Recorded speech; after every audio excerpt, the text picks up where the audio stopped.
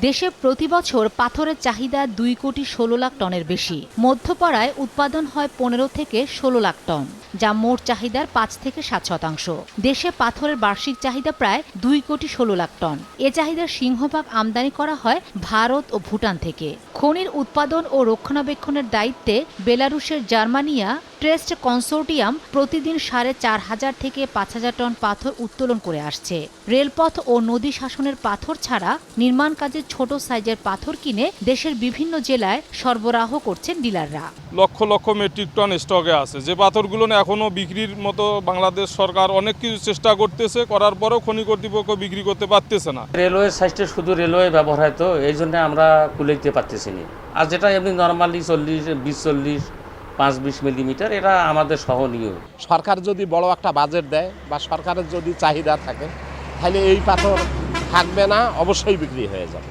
পাথর বিক্রি বাড়াতে আমদানিকৃত পাথরের সঙ্গে মূল্য সমন্বয় করে মধ্যপাড়ার প্রকল্পের পাথর বিক্রির উদ্যোগের কথা জানান মার্কেটিং কর্মকর্তা। খনি সচল রাখতে সরকারের বিশেষ সহযোগিতার কথা জানিয়ে ব্যবস্থাপনা পরিচালক জানান, মার্কেট সাইজের চাহিদা অনুযায়ী পাথর উৎপাদন বাড়াতে জেটিসিকে চিঠি দেওয়া হয়েছে। বর্তমানে আমাদের খনিতে শুধুমাত্র রেলওয়ে ব্যালাস্ট 8,80,000 মেট্রিক টন মজুত আছে, আর বোল্ডার আছে 3,95,000 মেট্রিক টন।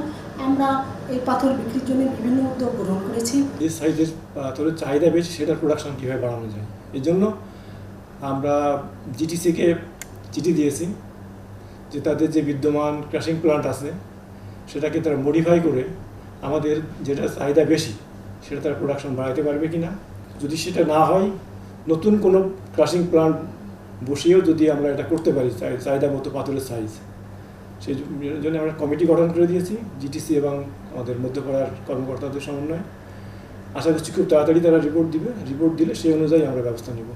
সাবেক প্রধানমন্ত্রী বেগম খালেদা জিয়া 1994 সালে মধ্যপাড়া গ্রানাইট প্রকল্পটি উদ্বোধন করেন এবং 2007 সালের 25 মে মধ্যপাড়া কঠিন শিলা খনি বাণিজ্যিক উৎপাদনে যায়। বর্তমানে মধ্যপাড়া খনির 9টি ইয়ার্ডে প্রায় 14,20,000 টন পাথর মজুত রয়েছে। সময় সংবাদ, দিনাজপুর।